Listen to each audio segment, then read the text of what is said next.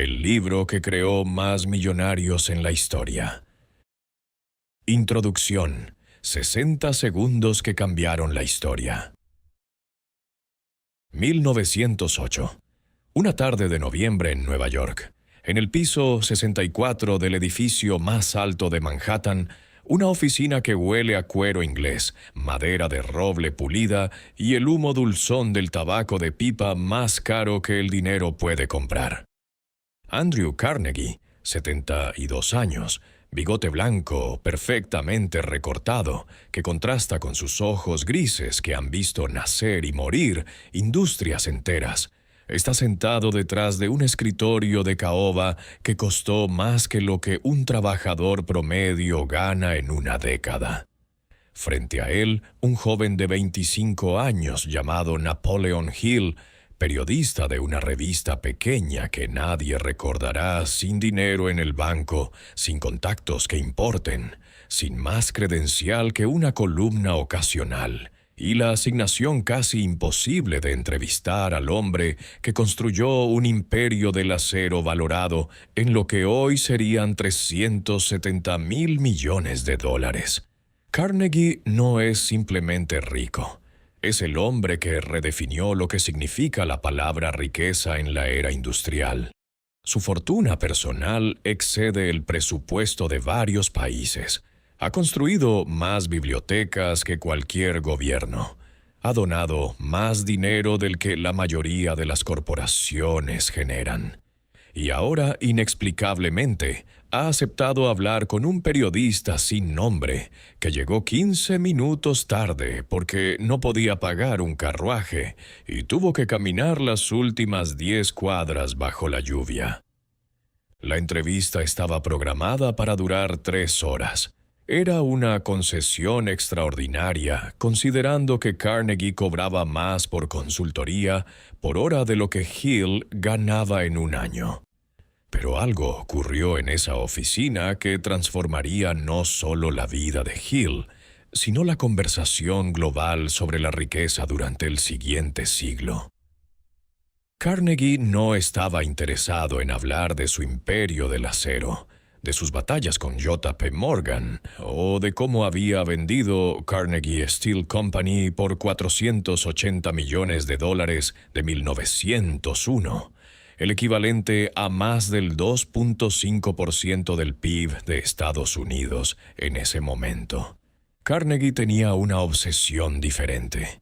Una idea que había estado gestando durante años mientras observaba cómo hombres ordinarios se convertían en titanes de industria y otros, aparentemente más talentosos, morían en la pobreza. Creía con la convicción de un evangelista y la precisión de un ingeniero que existía una fórmula. No una fórmula mística o filosófica.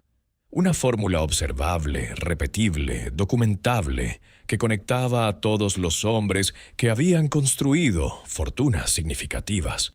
Y esa fórmula, según Carnegie, podía ser identificada, codificada y entregada al público general. Pero Carnegie, a sus 72 años, no tenía ni el tiempo ni la inclinación para hacer el trabajo él mismo. Necesitaba un investigador. Alguien joven, hambriento, sin las ideas preconcebidas de la academia o la arrogancia del éxito temprano. Alguien dispuesto a dedicar décadas a entrevistar a los hombres más exitosos de América, extraer los patrones comunes y compilarlos en lo que Carnegie visualizaba como el primer manual científico de construcción de riqueza en la historia humana. Carnegie había entrevistado a docenas de jóvenes prometedores antes de Hill. Todos habían fallado su test secreto.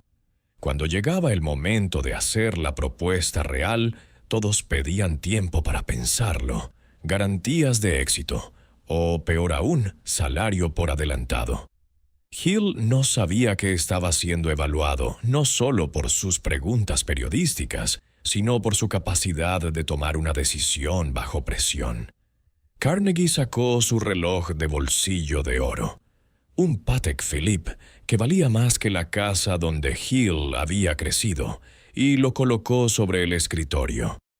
Le explicó a Hill la propuesta completa. No habría salario, no habría financiamiento, solo cartas de introducción firmadas por Carnegie que abrirían puertas que de otra manera permanecerían selladas. Hill tendría acceso a Henry Ford, Thomas Edison, Alexander Graham Bell, Theodore Roosevelt, John D. Rockefeller, Charles Schwab y cientos de líderes más. A cambio, debía comprometer 20 años de su vida a documentar, analizar y codificar los principios del éxito financiero. Carnegie miró su reloj y pronunció las palabras que Hill recordaría el resto de su vida. Tienes exactamente 60 segundos para decidir si aceptas esta misión. Ni un segundo más.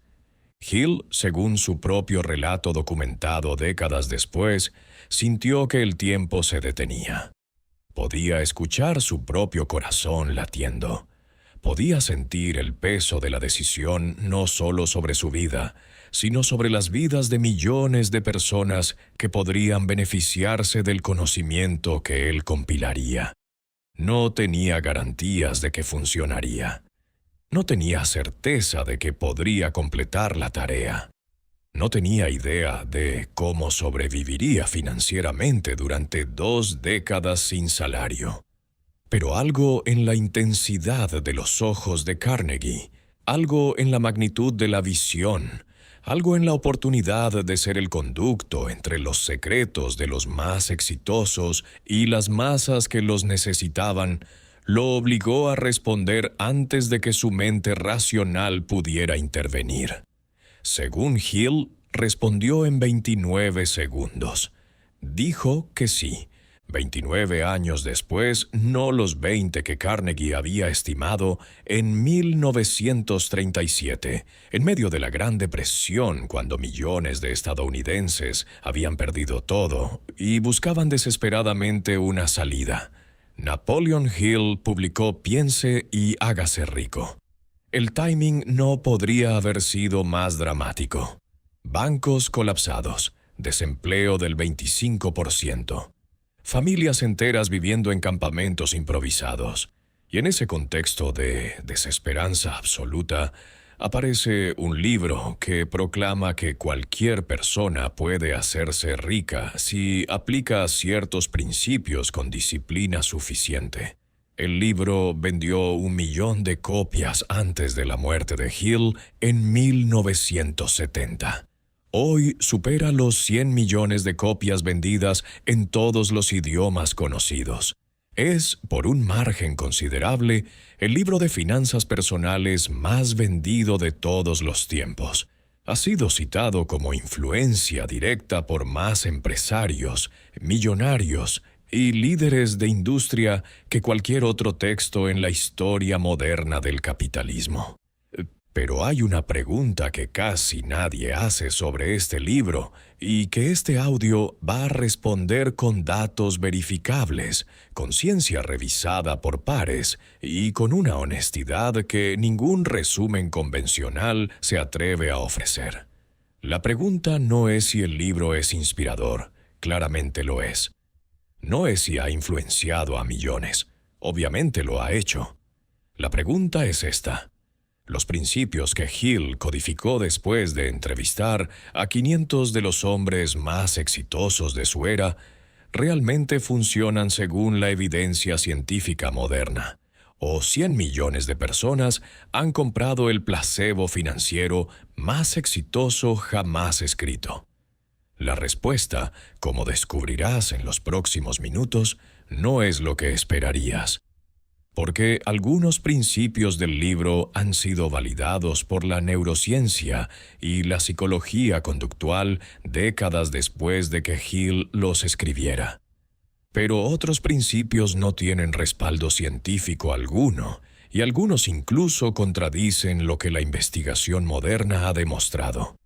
Y luego está la paradoja más incómoda de todas, la vida personal del propio Napoleon Hill, que plantea preguntas perturbadoras sobre si el hombre que escribió el manual definitivo del éxito financiero pudo aplicar sus propios principios. Capítulo 1. Los 20 años de investigación. Cuando Napoleon Hill salió de la oficina de Carnegie esa tarde de noviembre, no salió caminando. Según su propio relato, prácticamente flotaba. No por la euforia del momento, que ciertamente la había, sino por el peso de lo que acababa de aceptar. No tenía un plan concreto. No tenía recursos para viajar. No tenía experiencia como investigador. Lo único que tenía era un maletín con cartas firmadas por Andrew Carnegie, el hombre cuyo nombre abría puertas que el dinero no podía comprar. La primera carta estaba dirigida a Henry Ford, el hombre que había democratizado el automóvil y en el proceso había redefinido la manufactura moderna.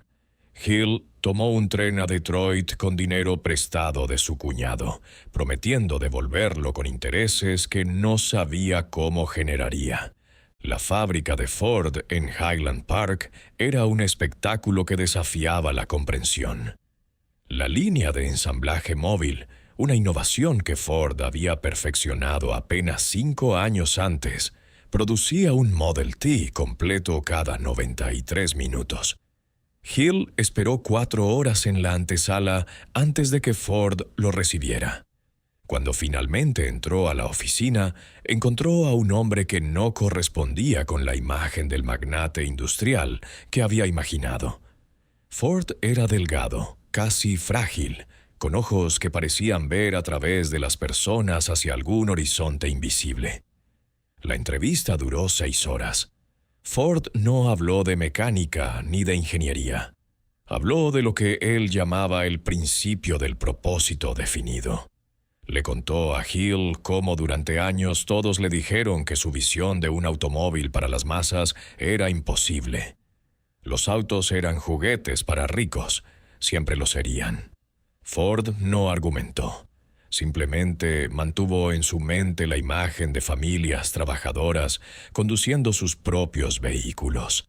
Esa imagen, según Ford, era más real para él que las opiniones de todos los expertos combinados.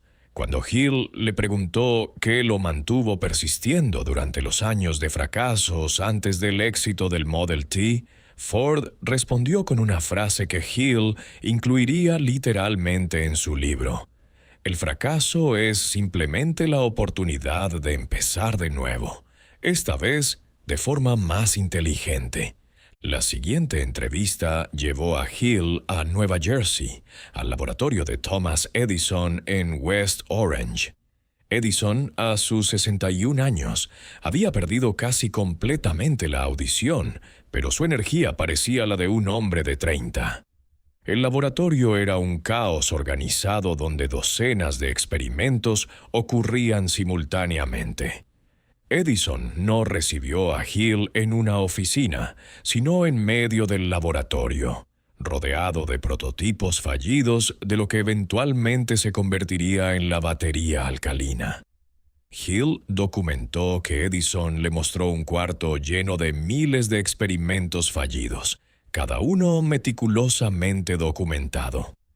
Cuando Hill expresó asombro por la cantidad de fracasos, Edison lo corrigió con vehemencia.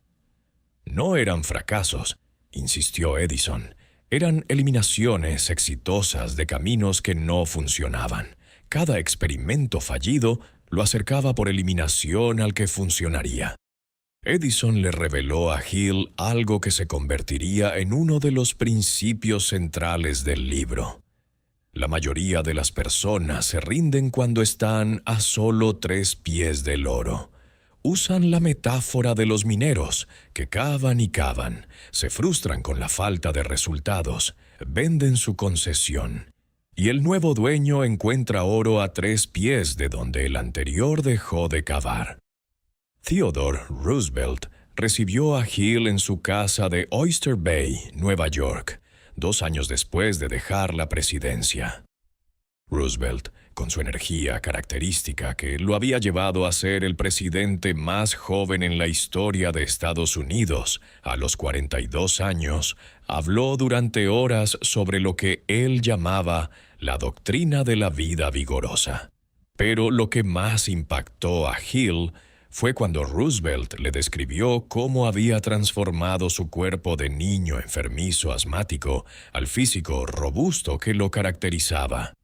No fue mediante ejercicio gradual. Fue mediante lo que Roosevelt llamó el principio de la decisión ardiente. Decidió que sería fuerte, visualizó el resultado con tal intensidad que podía sentirlo físicamente. Y luego subordinó cada acción diaria a esa visión hasta que la realidad se alineó con la imagen mental. Hill reconoció el patrón. Era el mismo proceso que Ford había descrito sobre visualizar automóviles para las masas. Era lo que Edison hacía cuando veía el bombillo funcionando, mientras 1000 prototipos fallaban frente a él. Alexander Graham Bell, el inventor del teléfono, recibió a Hill en su laboratorio en Washington, D.C. Bell, quien había dedicado su vida a trabajar con personas sordas, influenciado por la sordera de su madre y su esposa, le explicó a Hill un principio que ningún otro entrevistado había mencionado. Bell lo llamó la alianza de mentes maestras. Describió cómo los grandes avances nunca ocurrían en aislamiento. Él no había inventado el teléfono solo. Había estado en competencia directa con Elisha Gray, quien presentó una patente el mismo día. La diferencia fue que Bell tenía un equipo de mentes brillantes, trabajando en armonía hacia el mismo objetivo, mientras Gray trabajaba prácticamente solo. Bell insistió en que, cuando dos o más mentes trabajan en armonía hacia un objetivo definido, crean lo que él describió como una tercera mente invisible, una inteligencia colectiva que excede la suma de las inteligencias individuales. John D. Rockefeller, el hombre más rico de la historia moderna, con una fortuna que en su pico representaba el 2% del PIB de Estados Unidos, inicialmente rechazó reunirse con Hill. Rockefeller estaba retirado y rara vez concedía entrevistas. Tomó una segunda carta de Carnegie y la intervención de su hijo, John D. Rockefeller Jr., para que finalmente aceptara. La reunión ocurrió en su propiedad de Pocantico Hills, un estado de 3,000 acres al norte de Nueva York. Rockefeller, entonces de 79 años, delgado hasta el punto de parecer frágil, habló con una voz suave que Hill tuvo que esforzarse para escuchar. Pero lo que dijo fue grabado en la memoria de Hill con claridad cristalina. Rockefeller no habló de petróleo, ni de monopolios, ni de las tácticas despiadadas que sus críticos le atribuían. Habló del poder del hábito de ahorro. Le contó a Hill cómo desde su primer trabajo a los 16 años como asistente de contador, ganando 50 centavos al día, apartaba el 10% sin excepción. No importaba cuán poco fuera, no importaba cuánto lo necesitara, el 10% se apartaba antes de cualquier otro gasto.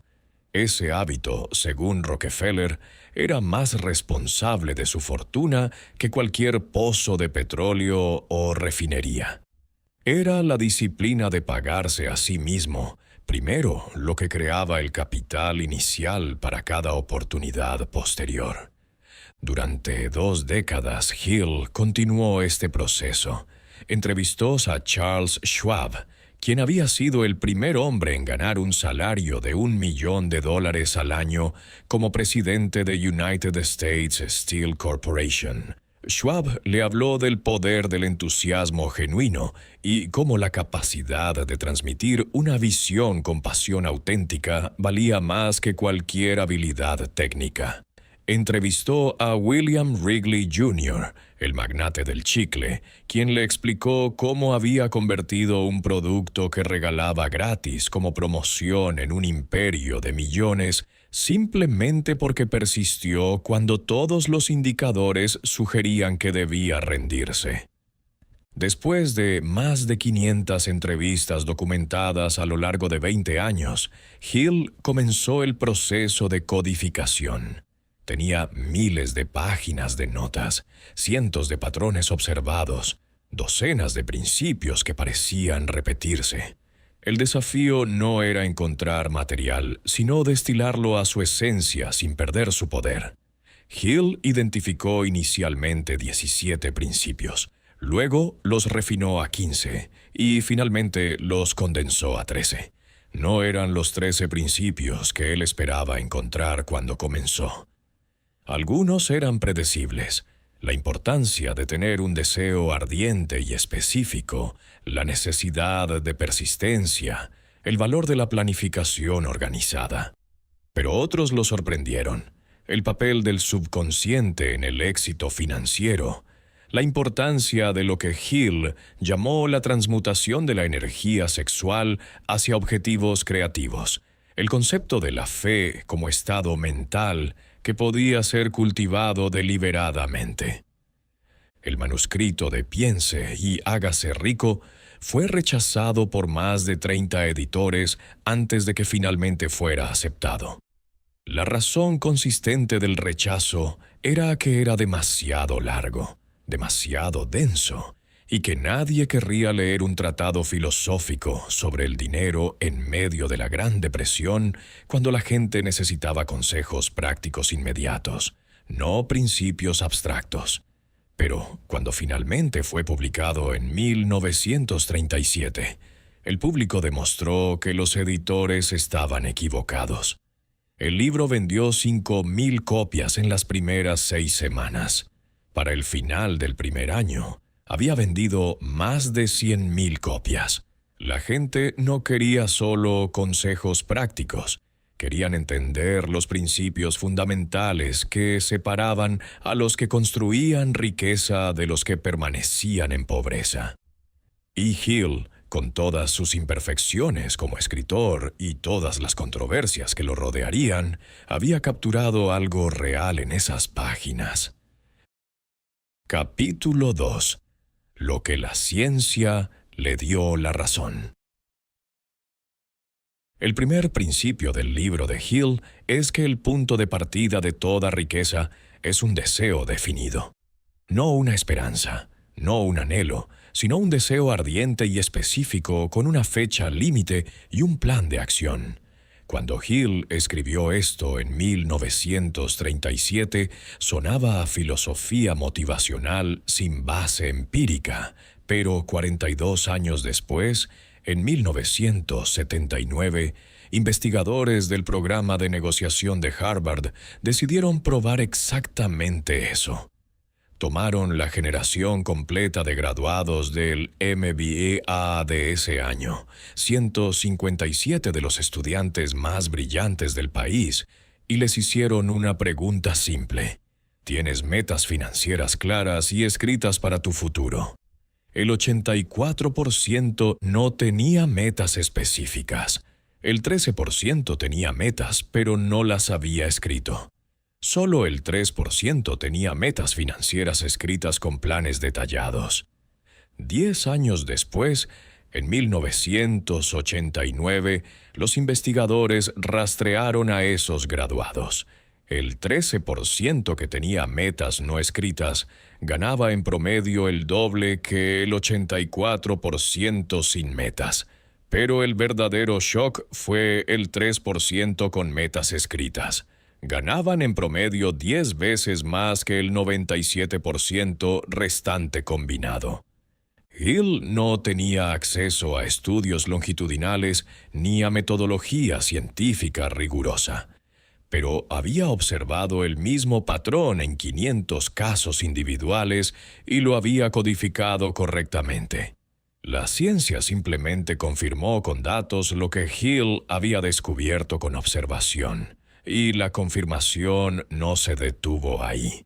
En 2015, la doctora Gail Matthews de la Universidad Dominicana de California llevó el experimento más allá. Tomó 267 participantes y los dividió en 5 grupos con diferentes niveles de compromiso con sus metas. El grupo que solo pensaba en sus metas logró el 43% de sus objetivos. El grupo que las escribía alcanzó el 61%. Pero el grupo que las escribía creaba planes de acción específicos y tenía accountability semanal alcanzó el 76% de sus objetivos. Hill había intuido no solo que las metas escritas importaban, sino que necesitaban lo que él llamó planes definidos y lo que la ciencia moderna llama sistemas de implementación y accountability. La neurociencia moderna ha explicado el mecanismo que Hill no podía conocer.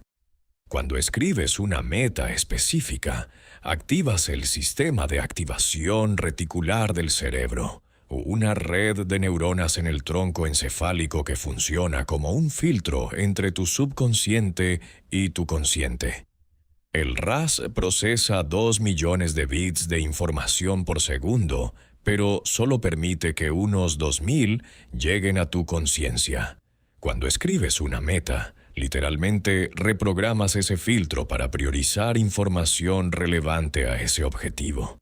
Es por eso que, cuando decides comprar un auto específico, de repente lo ves en todas partes. Los autos siempre estuvieron ahí. Tu RAS ahora los marca como relevantes. Hill lo llamó el poder del subconsciente trabajando hacia tu objetivo. La neurociencia lo llama sesgo de confirmación dirigido. El lenguaje es diferente. El fenómeno es idéntico. El segundo principio que la ciencia validó rotundamente es lo que Hill llamó persistencia y lo que la psicología moderna llama grit. Angela Duckworth, psicóloga de la Universidad de Pensilvania, pasó años estudiando qué diferenciaba a las personas exitosas de las que fracasaban con talento similar. Su investigación, publicada en el Journal of Personality and Social Psychology, demostró que el grit, definido como pasión y perseverancia hacia metas de largo plazo, predice el éxito con más precisión que el coeficiente intelectual, el talento natural o las circunstancias socioeconómicas. Duckworth estudió cadetes en West Point, profesores en escuelas difíciles, vendedores en empresas competitivas. En cada contexto, los que mostraban más grit superaban consistentemente a los más talentosos, pero menos persistentes. Hill había escrito un capítulo entero sobre la persistencia, donde afirmaba que era el factor individual más determinante del éxito financiero. No tenía estudios estadísticos para respaldarlo, solo las historias de Edison con sus 1000 experimentos fallidos, de Ford con sus años de fracasos antes del Model T, de Carnegie trabajando por centavos antes de construir su imperio. Pero su observación cualitativa fue confirmada cuantitativamente por Duckworth 70 años después. Y no solo confirmada, sino explicada. Duckworth descubrió que el grit no es un rasgo fijo de personalidad. Puede ser desarrollado mediante lo que ella llama práctica deliberada. Trabajo consistente en el límite de tu habilidad actual, con feedback inmediato y ajuste constante. Exactamente lo que Hill había observado en sus entrevistados, pero no había podido articular con precisión científica.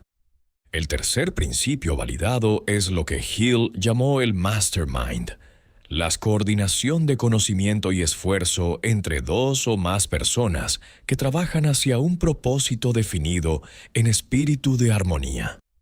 En 2007, Nicholas Christakis de Harvard y James Fowler de UC San Diego publicaron en el New England Journal of Medicine un estudio que revolucionó la comprensión de la influencia social. Analizaron datos de 12,000 personas durante 32 años y descubrieron que los comportamientos se propagan a través de redes sociales hasta 3 grados de separación. Si tu amigo se vuelve obeso, tu probabilidad de obesidad aumenta 45%. Si el amigo de tu amigo se vuelve obeso, tu probabilidad aumenta 20%. Aplicaron el mismo análisis a la felicidad, al tabaquismo y, crucialmente, a los comportamientos financieros. Tus probabilidades de mejorar tu situación financiera aumentan significativamente si estás conectado socialmente con personas que están mejorando la suya. Hill no tenía el lenguaje de la teoría de redes ni los datos estadísticos, pero había observado que todos sus entrevistados exitosos hablaban de grupos de personas con las que se reunían regularmente para discutir ideas y planes. Carnegie tenía su grupo de magnates del acero. Edison tenía su equipo de inventores. Ford tenía su mesa redonda de ingenieros e industriales. Hill intuyó que esto no era coincidencia, sino causalidad. La ciencia moderna le dio la razón. El entorno social no solo influye en tus decisiones, literalmente recalibra tu percepción de lo que es posible y normal. Capítulo 3. Lo que la ciencia no respalda. Si este audio se limitara a celebrar las partes del libro de Hill que la ciencia moderna ha validado, sería otro resumen acrítico más en un océano de contenido que trata piense y hágase rico como evangelio intocable. Pero el compromiso de este análisis es con la verdad verificable, no con la devoción ciega a ningún texto, sin importar cuán influyente haya sido. Y la verdad es que piense y hágase rico contiene afirmaciones que no solo carecen de respaldo científico, sino que en algunos casos contradicen directamente lo que la investigación moderna ha demostrado. El concepto más problemático del libro es lo que Hill llamó la transmisión del pensamiento. En múltiples capítulos, Hill sugiere que los pensamientos son vibraciones que pueden transmitirse de una mente a otra sin comunicación verbal o física. Llegó a afirmar que el cerebro humano es tanto una estación transmisora como receptora de vibraciones de pensamiento, y que cuando varias personas se reúnen con un propósito común, sus pensamientos se amplifican y transmiten con mayor potencia.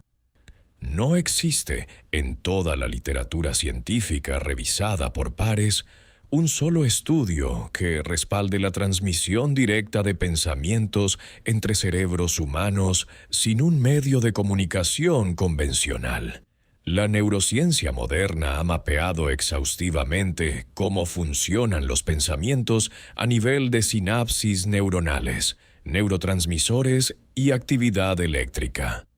No hay mecanismo físico conocido por el cual un pensamiento pueda viajar del cerebro de una persona al de otra sin pasar por los sentidos convencionales. Hill probablemente observó algo real, pero lo interpretó incorrectamente.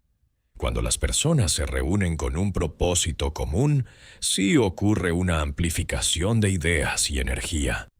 Pero no es por transmisión telepática, es por comunicación verbal y no verbal convencional, por la dinámica de grupos documentada en psicología social, por el fenómeno de facilitación social donde la presencia de otros mejora el rendimiento en tareas simples. Hill vio el efecto, pero inventó una causa que sonaba más mística y atractiva que la explicación prosaica pero real. El capítulo sobre la transmutación de la energía sexual es otro territorio donde Hill se aventuró más allá de lo que cualquier evidencia permite afirmar. Hill argumentó que la energía sexual es la energía creativa más poderosa disponible para los humanos y que puede ser redirigida o transmutada hacia objetivos financieros y creativos.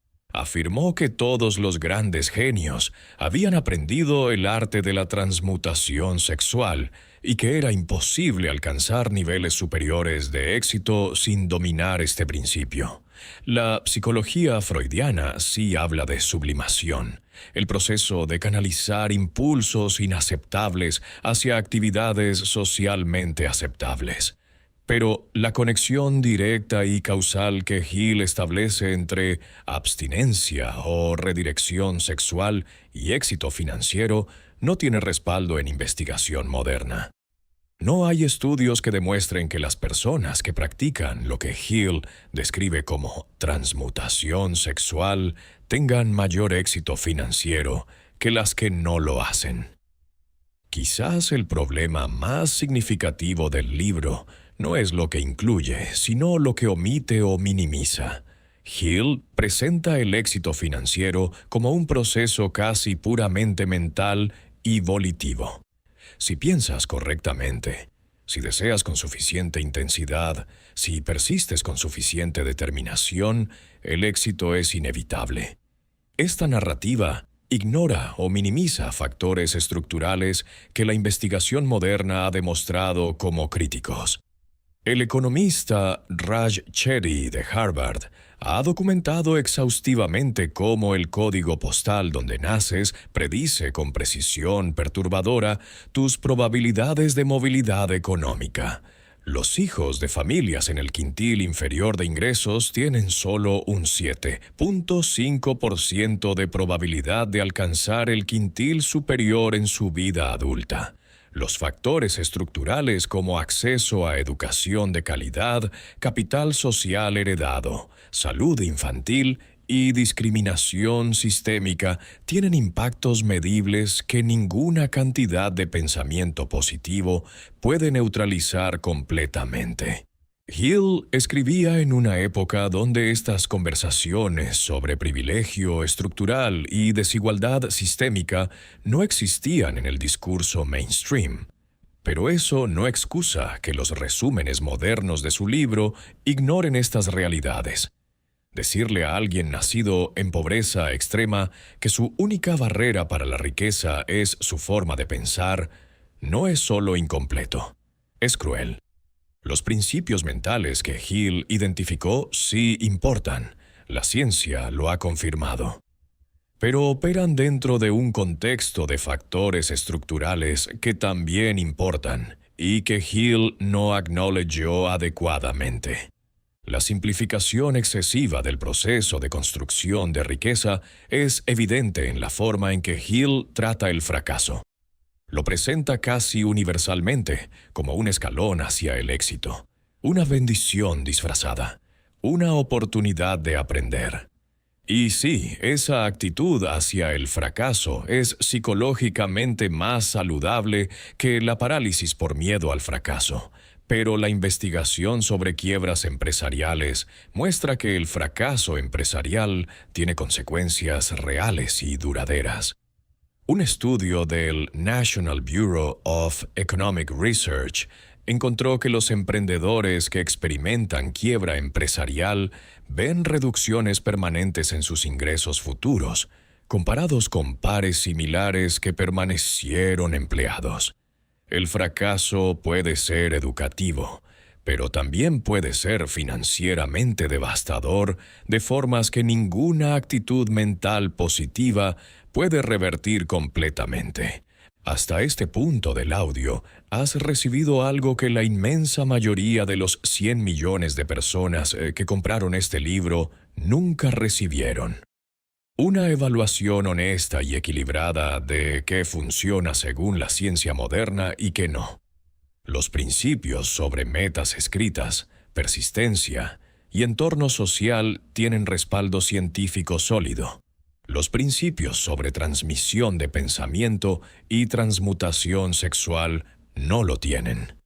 Y el marco general del libro, aunque contiene verdades importantes, omite factores estructurales que la investigación moderna ha demostrado como críticos. Esta honestidad no debilita el valor del libro, lo clarifica.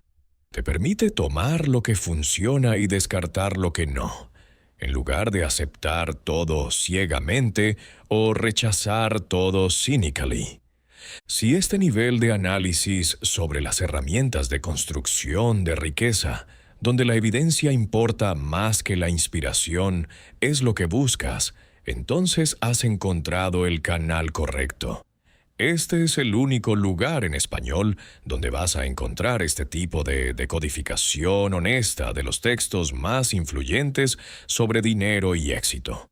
Suscribirte ahora es asegurar que cada nueva pieza de este análisis llegue directamente a ti. Y si conoces a alguien que ha leído Piense y hágase rico y lo trata como verdad absoluta o como basura total, compartir este audio le dará la perspectiva equilibrada que el libro merece pero que rara vez recibe. Capítulo 4. La paradoja de Napoleon Hill. Aquí es donde la historia toma un giro que ningún vendedor de cursos basados en Hill quiere que conozcas. El hombre que escribió el libro más vendido sobre cómo hacerse rico tuvo una vida financiera personal que puede describirse, siendo generosos, como turbulenta. Napoleon Hill se casó y divorció 3 veces. Durante periodos significativos de su vida adulta, dependió financieramente de su esposa, de préstamos de conocidos y de esquemas empresariales cuestionables que prometían riqueza rápida, exactamente el tipo de propuestas que su propio libro advertía evitar.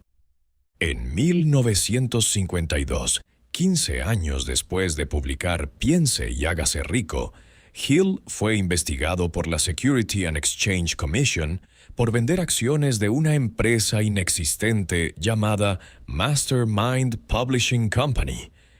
Hill había estado vendiendo participaciones en esta empresa a inversores prometiendo retornos extraordinarios basados en su reputación como autor del libro más famoso sobre riqueza.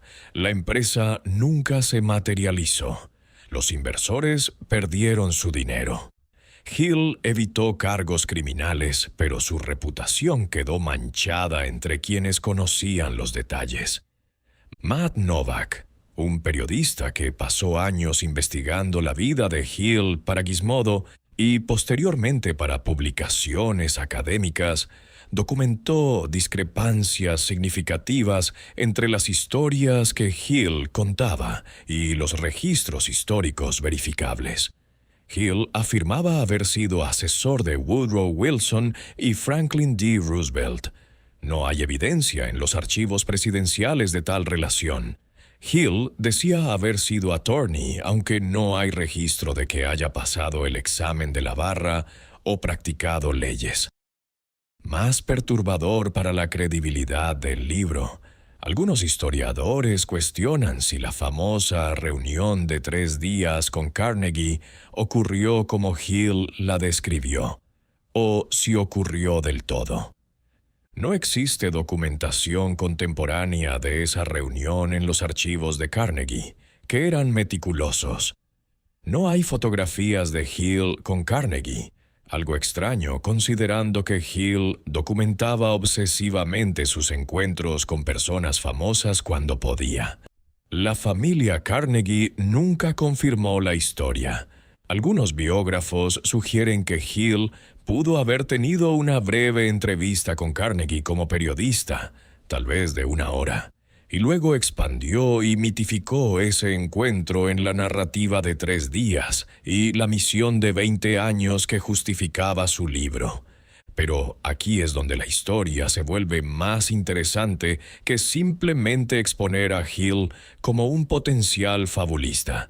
Incluso si Hill exageró o fabricó elementos de su historia personal, incluso si su propia vida financiera fue un desastre, eso no automáticamente invalida los principios del libro. Un cardiólogo que fuma puede dar consejos médicos correctos sobre los peligros del tabaco. Un entrenador de gimnasio con sobrepeso puede conocer perfectamente los principios del fitness, aunque no los aplique. El conocimiento correcto y la aplicación consistente de ese conocimiento son 2 competencias completamente diferentes. Y aquí está la paradoja más profunda. Los principios que Hill codificó, independientemente de cómo los obtuvo, han sido validados por muchas personas que sí los aplicaron consistentemente. W. Clement Stone leyó Piense y hágase rico cuando era un vendedor de seguros que ganaba comisiones modestas. Aplicó los principios sistemáticamente y construyó Combined Insurance Company of America, vendiéndola eventualmente por millones. Se volvió tan creyente en los principios que se asoció con Hill en sus últimos años y financió la promoción continua del libro. La vida personal desordenada de Hill no impidió que Stone aplicara los principios exitosamente. Esta paradoja, la brecha entre el mensajero y el mensaje, revela algo fundamental sobre la naturaleza del conocimiento sobre el éxito. Identificar patrones en personas exitosas, que es lo que Hill hizo o afirmó hacer, es una habilidad analítica. Aplicar esos patrones en tu propia vida requiere disciplina ejecutiva. Son funciones cerebrales diferentes que involucran regiones neuronales distintas. La corteza prefrontal puede entender perfectamente un principio, mientras el sistema límbico sabotea su aplicación con impulsos emocionales. Hill aparentemente tenía la capacidad analítica para identificar o al menos articular principios válidos, pero carecía de la disciplina ejecutiva para aplicarlos consistentemente en su propia vida. Capítulo 5. La brecha entre leer y ejecutar. 100 millones de copias vendidas.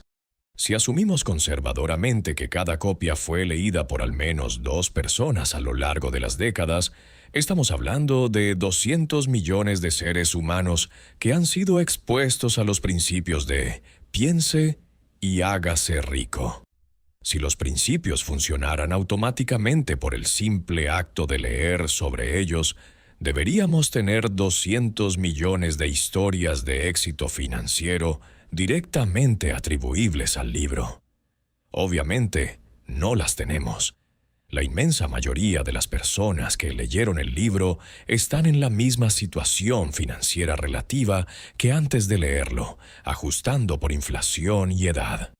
Shauna Shore, investigador de Harvard que estudió la psicología del éxito y la felicidad, publicó en Harvard Business Review un hallazgo que explica esta desconexión. La información por sí sola cambia el comportamiento en menos del 10% de los casos. Saber que deberías hacer ejercicio no te hace ir al gimnasio. Saber que deberías ahorrar no te hace transferir dinero a tu cuenta de ahorros. Saber que deberías tener metas escritas no te hace sentarte a escribirlas. El conocimiento es necesario, pero dramáticamente insuficiente para el cambio conductual. El problema con Piense y hágase rico y con la mayoría de los libros de desarrollo personal es que confunden inspiración con implementación. El libro es innegablemente inspirador. Las historias de Edison persistiendo a través de 1000 fracasos, de Ford manteniendo su visión contra toda crítica, de Carnegie construyendo un imperio desde la pobreza, activan los centros de recompensa del cerebro y liberan dopamina. El lector siente una oleada de motivación y posibilidad. Pero la motivación es un estado emocional temporal. Los estudios muestran que la motivación inducida por contenido inspiracional dura en promedio entre 2 y 72 horas. Después de eso, el cerebro vuelve a sus patrones habituales. B. J. Fogg, director del Behavior Design Lab en Stanford, ha demostrado que el cambio conductual sostenible no viene de la motivación, sino del diseño de sistemas que hagan el comportamiento deseado más fácil que el comportamiento actual. Aplicado a los principios de Hill, no necesitas sentir un deseo ardiente cada día para progresar hacia tu meta. Necesitas un sistema automatizado que ejecute acciones alineadas con tu meta independientemente de cómo te sientas. Una transferencia automática de $200 mensuales a una cuenta de inversión ejecuta el principio de Hill sobre acción hacia un objetivo definido sin requerir ningún deseo ardiente en el momento. La diferencia entre los pocos que aplicaron exitosamente los principios del libro y los muchos que no es fuerza de voluntad o carácter moral. Es la construcción de sistemas de implementación. W. Clement Stone no solo leyó sobre tener un propósito definido. Creó un sistema donde cada mañana escribía sus metas, cada noche revisaba su progreso y cada semana ajustaba sus tácticas basándose en resultados medibles. No dependía de sentirse inspirado. Dependía de un proceso repetible que ejecutaba independientemente de su estado emocional. Capítulo 6. El veredicto. Volvamos a la oficina de Carnegie en 1908. Un magnate de 72 años que había acumulado una de las fortunas más grandes en la historia humana le pide a un periodista de 25 años sin recursos que dedique 20 años a descubrir la fórmula del éxito financiero. Casi un siglo después, con el beneficio de la investigación científica moderna, podemos finalmente emitir un veredicto informado sobre el resultado de esa misión. El veredicto debe ser matizado porque la realidad es matizada. Napoleon Hill produjo un trabajo que es simultáneamente revolucionario y defectuoso, científicamente presciente en algunas áreas y completamente infundado en otras. Inmensamente influyente, pero frecuentemente malinterpretado. Lo que Hill acertó es remarcable, considerando que trabajaba sin las herramientas de la ciencia moderna. El principio de metas específicas escritas ha sido validado por múltiples estudios. El concepto de persistencia como predictor de éxito superior al talento fue confirmado por la investigación sobre grit. La importancia del entorno social en los resultados financieros está ampliamente documentada. El papel del procesamiento subconsciente en la resolución de problemas complejos es neurociencia establecida. Hill no tenía fMRI o estudios longitudinales. Tenía observación y pattern recognition. El hecho de que identificara correctamente estos principios décadas antes de que la ciencia los confirmara es genuinamente impresionante. Lo que Hill se equivocó o exageró también debe ser reconocido honestamente. La transmisión telepática de pensamientos no existe. La transmutación sexual, como él la describe, carece de evidencia. La sugerencia de que el pensamiento correcto es suficiente para superar barreras estructurales ignora realidades documentadas sobre desigualdad y movilidad económica. Estos elementos deben ser descartados o tomados como metáforas motivacionales, no como principios operativos. Lo que le faltó al libro es tan importante como lo que incluyó. Hill identificó principios, pero no diseñó sistemas de implementación. Describió el qué, pero no el cómo operativo diario. Es como darle a alguien la lista de ingredientes para un soufflé, pero no la receta paso a paso ni las técnicas específicas. No es sorprendente que la mayoría fracase en la ejecución. El veredicto final es este.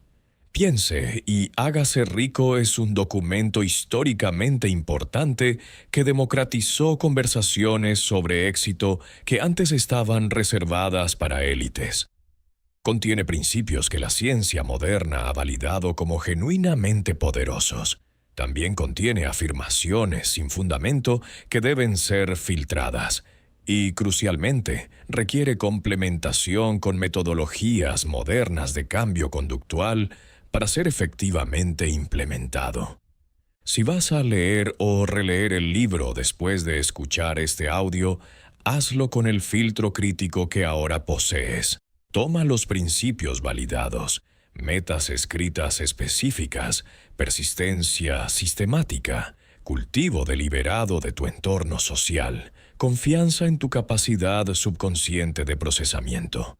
Descarta o reinterpreta los elementos místicos. Y lo más importante, no confundas la lectura con la implementación. El libro te da algunos ingredientes válidos. Tu trabajo es crear la receta específica y el sistema de cocción que funcione en tu contexto particular. Cierre. Los 60 segundos de Hill y los tuyos. Carnegie sacó su reloj de bolsillo. Le dio a Hill 60 segundos para tomar una decisión que definiría las próximas 2 décadas de su vida. Hill decidió en 29 segundos. No tenía garantías. No tenía un plan claro.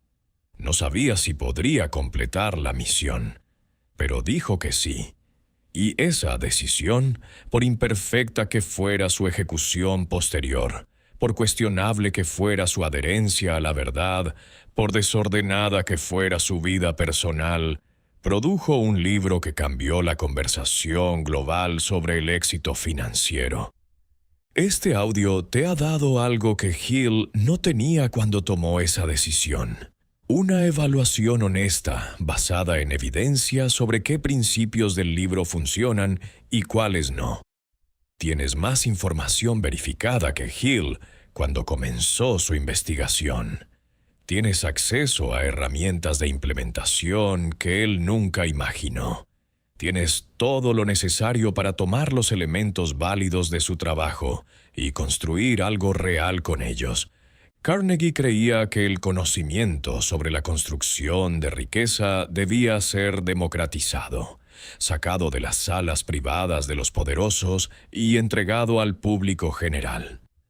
Este canal existe con esa misma misión, pero con un compromiso adicional con la verdad verificable que Hill no siempre mantuvo. Cada audio publicado aquí examina las herramientas de construcción de riqueza con el mismo rigor, qué funciona según la evidencia, qué no, y cómo implementar lo que sí funciona. Si valoras este tipo de análisis honesto sobre los textos más influyentes del éxito financiero, suscríbete ahora. No como un acto de consumo pasivo de contenido, sino como un compromiso con tu educación financiera basada en evidencia. Y si conoces a alguien que ha leído, piense y hágase rico sin este filtro crítico, compartir este audio es darle la versión completa de la historia, la que incluye tanto la luz como las sombras del libro más vendido sobre dinero en la historia. El cronómetro sigue corriendo. Carnegie le dio 60 segundos a Hill. La vida te da un número limitado de años. Los principios válidos del libro de Hill están ahí, confirmados por la ciencia, esperando implementación. La pregunta no es si los principios funcionan, es si tú vas a funcionar con los principios. El conocimiento sin acción es entretenimiento educativo. El conocimiento con acción es transformación. Esta noche, antes de dormir, toma una sola acción basada en los principios validados que escuchaste. Escribe una meta financiera específica, con fecha. Solo una. Es el principio más sólidamente respaldado por evidencia de todo el libro de Hill. Si no puedes ejecutar ese simple acto esta noche, entonces este audio fue solo otra hora de consumo sin consecuencia. Si lo ejecutas, habrás hecho algo que el 97% de las personas que leyeron el libro nunca hicieron: pasar de la inspiración a la implementación. El reloj no se detiene mientras decides. Nunca lo hace.